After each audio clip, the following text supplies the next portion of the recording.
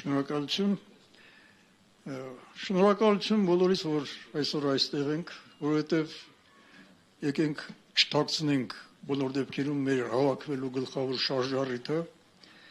այն տագնապը, որ կա մեր հասարակության միջավայրում, իսկ այդ տագնապը վերջնորժին շատ մեծ է, եւ որքան էլ մենք խոսենք Հայոց եկեղեցու դարերի ընթացքում ունեցած դերակատարության մասին, պետականաստեղծ, պետության ապավեն, պետության վերականգնմանը միտված, մշակույթի ստեղծմանը միտված եւ այլն եւ այլն։ Այս բոլորը կողքի են գնում, բնականաբար մեզ համար առավել անհանգստացնողը այսօրվա իրողություններն են եւ պիտի շնորհակալություն հայտնել մեր երկու բանախոսներին, Տեր Արարատ Քահանային եւ Ավագ Հարությունյանին, պարոն Հարությունյանին, ում ընթացքից այսպես միջոցի, բայց պատահական բան չէր, որովհետև երկուսը շատ խորացված ներկայացրեցին այն քաղաքական գծերը, որոնք իրար շատ նման էին։ Խորհրդային շրջանում եւ այսօրվա իրողությունները սրանք կային։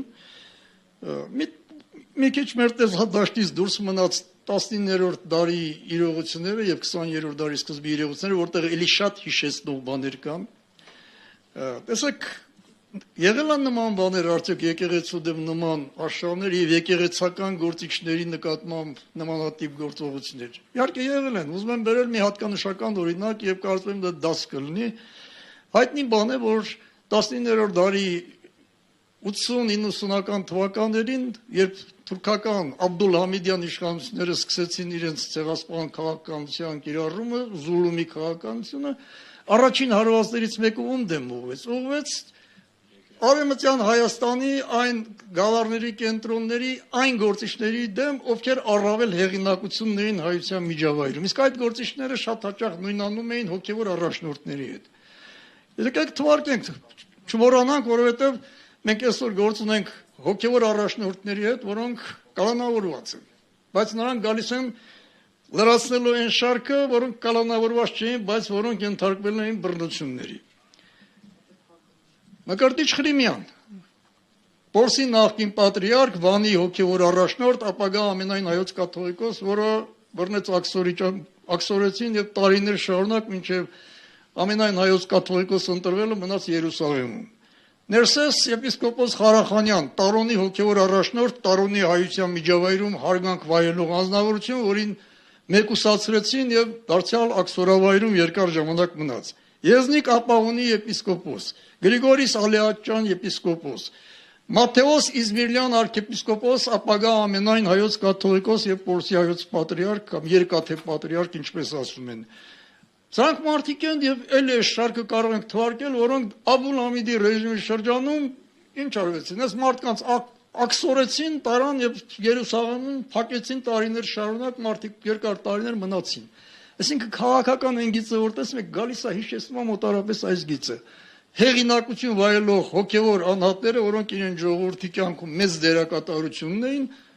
միանշանակ, այսպես մեկուսացում էին։ 20-րդ դարի սկզբին էլի ունենք այսպիսի օրինակներ կապված եկեղեցու գույքի բռնագրավման հետ կապված, Սուքիաս arczepiskopos Պարզյան եւ այլն եւ այլն։ Այսինքն այն ինչ որ կատարում են նոր չի։ Նոր որն է, որ իմ թվարկածները կատարում էին օտար իշխանությունների կողմից, օտար պետական կառույցների կողմից։ Այսօրվա զավեշտը այն է, որ կատարում է, այսպես ասած, հայրենի իշխանությունների կողմից։ Աբսուրդը սա է։ Էլի հարցեր են հնչում, եղել է այսպիսի դեպքեր մայրաթոռը հարձակման ենթարկվի։ Հա, եղել է, էլի անցյալում եղել է։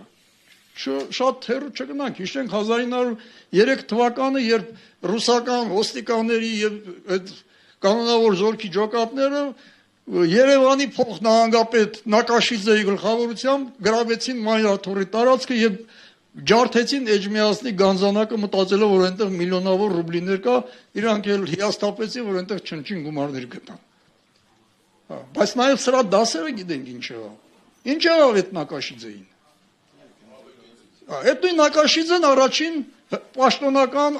ազդը ստացավ, որ ինքը դատապարտված է իր արարքի համար, թեև հետո երկրորդն էլ ստացավ եւ իր ճակատագրին արժանացավ։ Այս բոլորը պետք է հիշենք։ Սա է կարևորը։ Այսօրվա խորհուրդը նաեւ սա է եւ ուզում եմ չմոռանանք։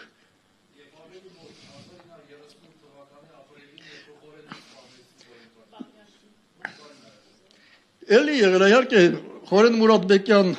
կաթողիկոսը ճակատագրին, բայց այս տիպի հարձակում գոնե նա թաքուն արեցին, գաղտնի արեցին։ Բայց որ բաց այդ գրավեն վեհարանը, ասեն գրավեն մայրաթորը, սա աբսուրդ բաներ եւ այն ինչ որ կատարվել է օրեր առաջ, սա սովորական գործողություն չի։ Սա մեծ հանցագործություն է, որի համար կարծում եմ հետո դեռ պատասխան տվողներ պետք է լինեն։ Իմ կարծիքը սա է, շնորհակալություն բոլորիդ ներկայության համար, որովհետեւ այսօր կարծում եմ մայրաթորը աջակցության կարիք ունի։ Շնորհակալություն, պարոն Գրիգորյան, պարոն Չուբազյան։